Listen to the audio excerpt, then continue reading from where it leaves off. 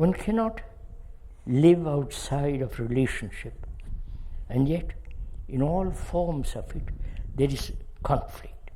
Why is this so? One cannot live outside of relationship, and yet in all forms of it there is conflict. Why is this so? Oh Lord.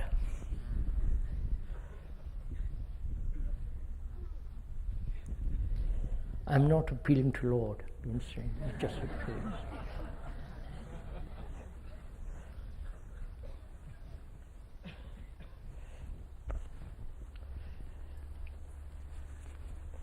Why have we made life into a problem? The living.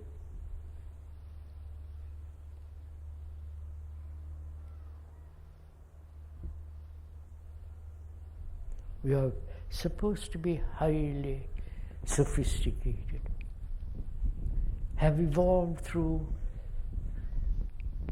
measureless time, have had so many wars, 5,000 wars, practically in 5,000 years.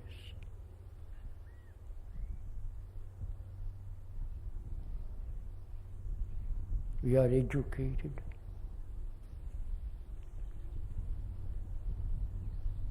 We are supposed to be highly developed human beings. And yet, this problem has not been solved at all. Why human beings live perpetually in conflict?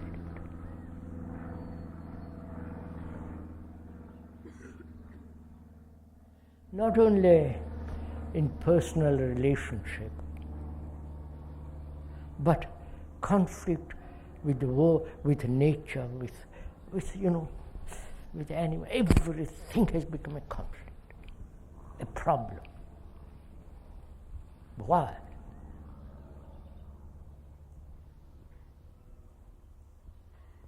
Please, let's inquire together. I'm not inquiring and you are listening. Together we are inquiring. Why? You are human, as a human being, why are you in conflict? Conflict being contradiction, imitation, conformity, the desire to become something all the time. This tremendous dissatisfaction.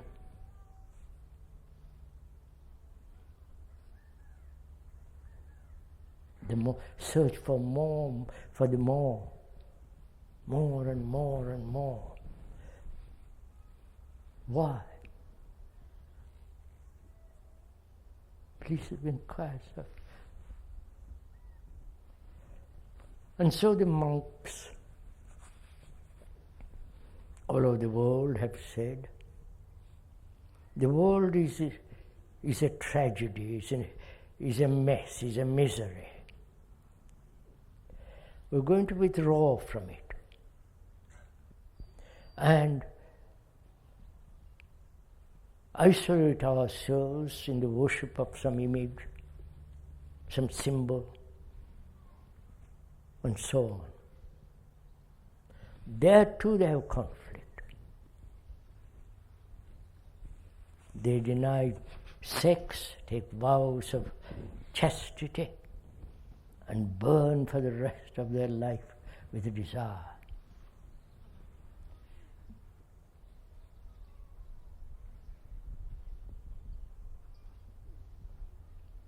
And you go to the moon and stick a piece of cloth. This is what is happening all over the world. Why? Why is man, you as a human being, please, you as a human being who represent, who are the rest of the world, You are not separate from other human beings. Because you suffer. You're anxious, uncertain, confused, frightened, pleasure, occasional beauty, and so on. Every human being goes through this. So you are the rest of mankind. Psychologically, you may have blonde hair, white skin, pale skin, dark, black, and so on, So you are actually the rest of mankind. So if you ask this question, you are not asking in order as a selfish question, as a self-centered question wanted to be free of particular conflict. But you're asking this question as a human being who is the rest of mankind. So this conflict is global, not my conflict. No, let's be clear on this point. We have so identified with ourselves, separate from everything else, which is part of our neurosis, part of our illusion. But the actual psychological fact is we are the rest of mankind. Because mankind goes through every kind of torture, travail, deception, dishonesty, tears, laughter, the rest of the world is going through that. And you are part of all that. So you are the rest of humanity. You are humanity, not Mr. Smith separate in a little corner.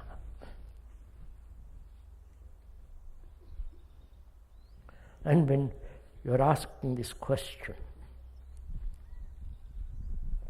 why human beings are in conflict, you're asking a tremendous question. Not why I am in conflict. You're asking why human beings who have lived over 5, 10, I don't know, million years, and not one or two human beings absorbed it. The rest of mankind is caught in this travail.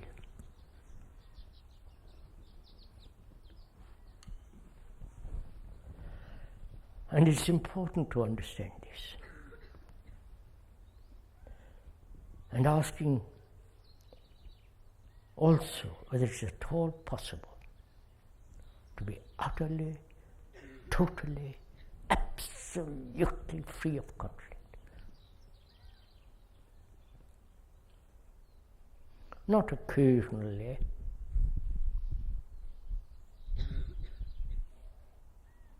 not when you're looking at the mountain and the beauty of the hills and the shadows and the heavens, but in daily life. Why?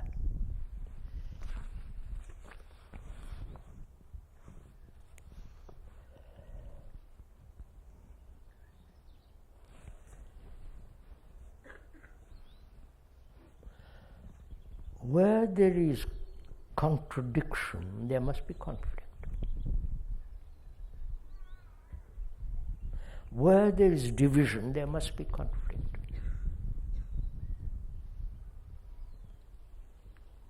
Physical division, as one nation opposed to another nation, one set of dogmas against another set of dogmas, one superstition opposed to another superstition,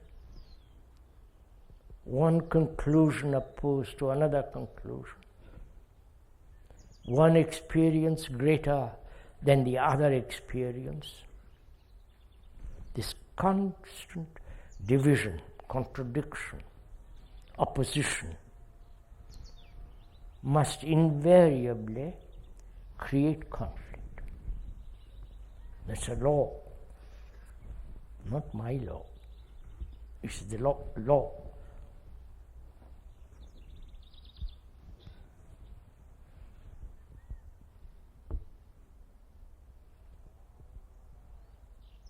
And we all know this. You see the United Nations, you see what's happening in Russia and Afghanistan, all the horrors that are going on. One ideology opposed to other ideologies.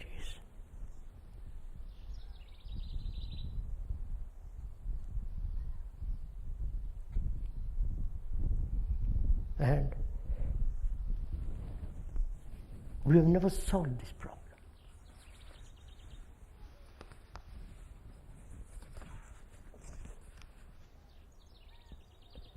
Is it that we like to live in conflict? You say, well, nature is in conflict. That's one of our favorite excuses. You see the bigger animal kill the smaller animal.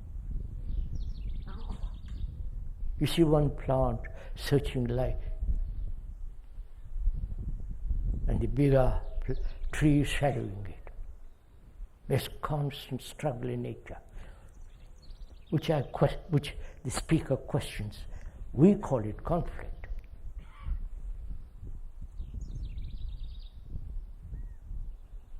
We, with our own minds, which are full of conflict, misery and all that, we say that nature is in conflict. But nature is not in conflict if we let it alone. You know that, I don't have to.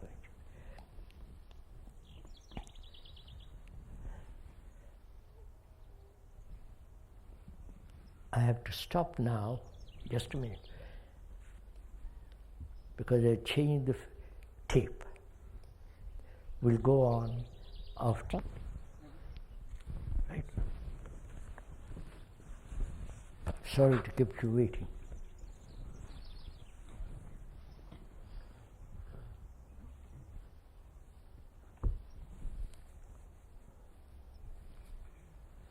We're asking why human beings who have lived for millions and millions of years, have tolerated, put up with conflict. Is it habit? We've got used to this conflict, wars, the chicanery that's going on among the governments.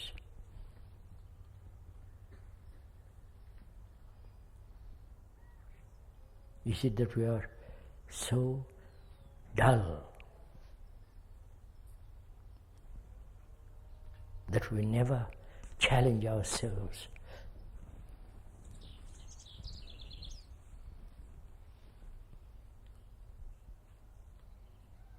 And if we are in conflict, we invent 1,000 escapes from conflict. We have a marvelous network of escapes, from God to football. Both are the same when you are escaping. One is not more nobler than the other. And can we find out now, this morning, talking over as two friends who are concerned with this issue, resolve it, which means not take time.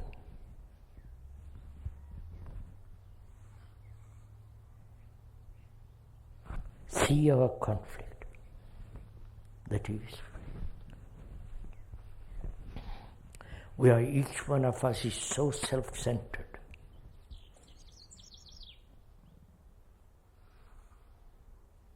Each one of us is so concerned about himself, his happiness, his fulfillment, his sorrow, his escape, his belief.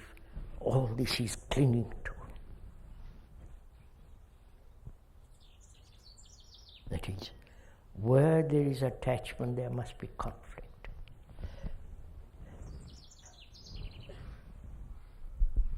It's a fact. If I am attached to my Hinduism or whatever it is, I'm frightened to let go because I don't know what will happen. I want to be certain. And also, being uncertain, being self-centered, I want to become something, become nobler,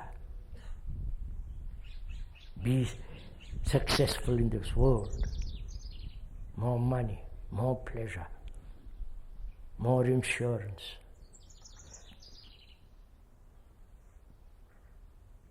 Go from one concept of God, Savior, to another. And being self-centered, and my wife was also being self-centered, naturally there must be conflict.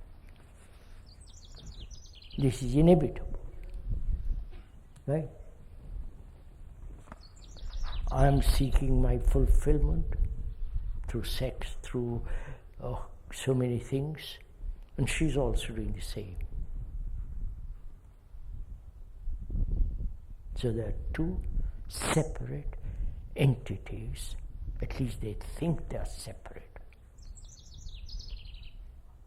with their tremendous urges, reactions, prejudices, brutalities, ambition, be something at any price. How can these two opposing, contradictory human beings be free from this toil, from this conflict? They can never be. Never. Either in heaven or in other places. How can they? I don't know. This is so obvious. But the obvious we generally deny because it's not simple. We want something complex. Something we can study, analyze, discuss, play around. We can never see something obvious, simple, and say, look, let's deal with it.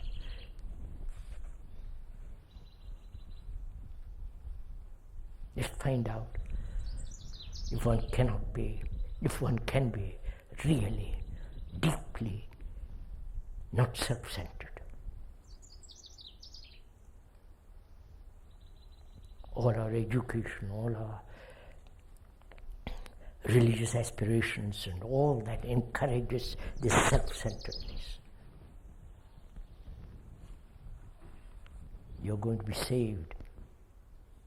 The whole monstrous religious attitude, organized religious attitude is encouraging this. The Indians have it in their particular way, and the Christians, but whole world. So, the fact is, where there is division, there must be conflict.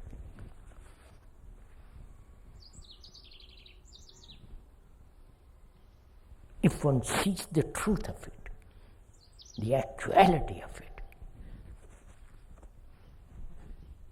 that is, I want to fulfill my desire, and she does too. So my desire is opposed to her desire. We don't tackle desire. You understand what I'm saying? We try to fulfill my desire as opposed to her desire. Whereas desire is, the understanding of desire is important, not my fulfillment of my desire. Vous avez compris? Have we communicated this to each other? We are concerned with desire, not my desire. Is this all right, Meg? So this identity with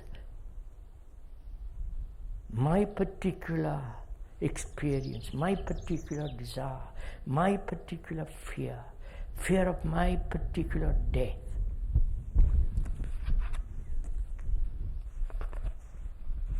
So this identity with an idea, you understand?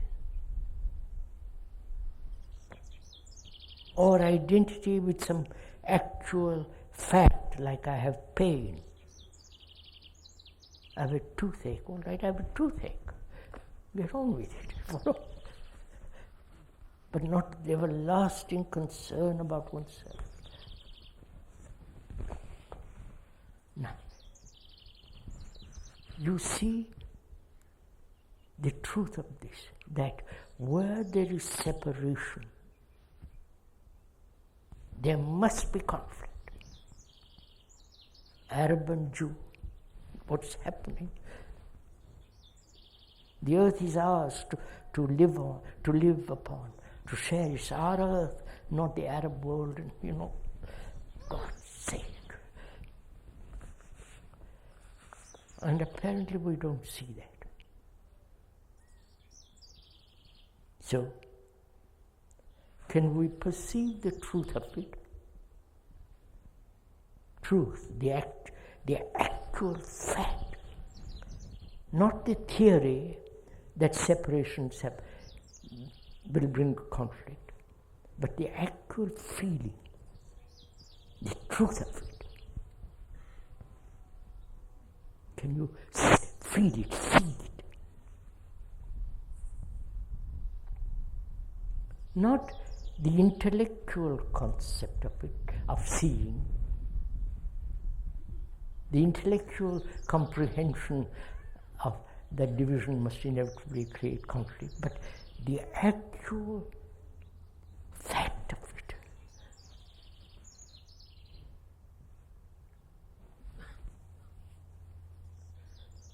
If a group of people see it, who are still part of humanity, they will, it's like a tremendous movement taken totally in a different direction. But apparently, we cannot do this. And out of this comes misery, conflict, confusion, problems, endlessly.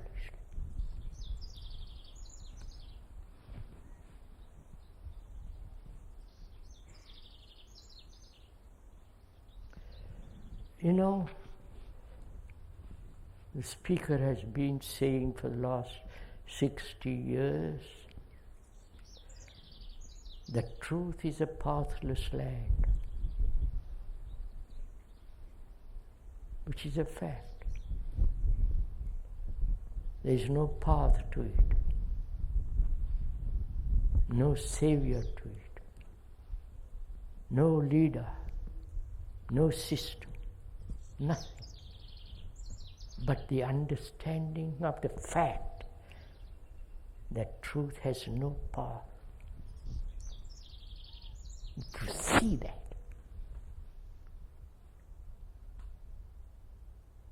if you see also very clearly for yourself that any form of division must inevitably create conflict.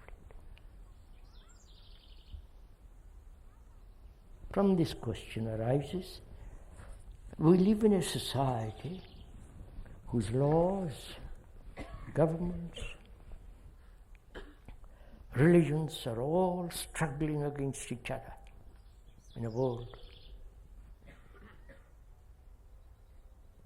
Want to be more powerful than anybody else. This is our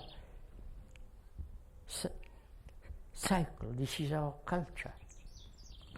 And this culture has been like this for 1 million years. In ancient Egypt, 5,000 years ago, they were trying to be supreme over everybody else. And we are carrying that same pattern through life.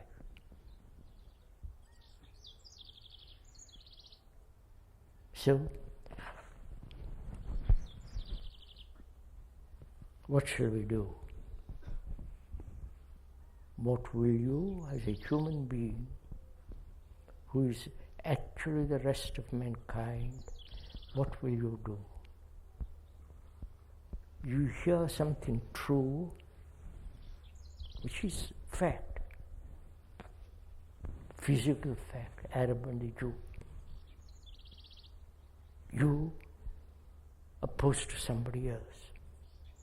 You with your belief, with your experience, with your knowledge, opposed to somebody else with their knowledge, with their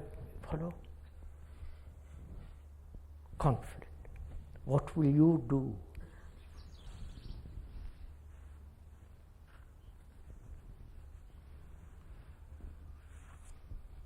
If one sees, or when you see the truth that division in any form is destructive, and the world is caught in this destructiveness,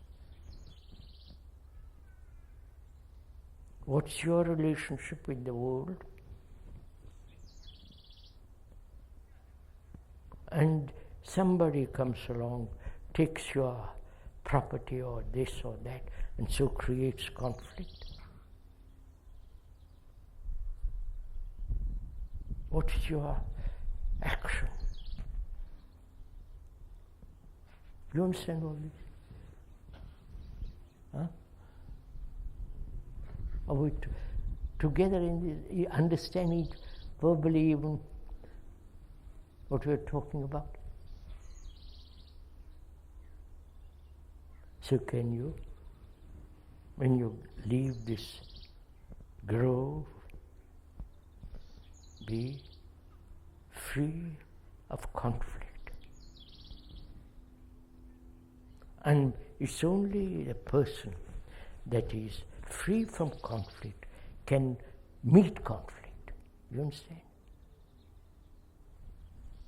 Not the person who is in conflict. He merely perpetuates more conflict. But a human being who is free from conflict, he can meet it legally in any way. Because in himself, he is free from this torture.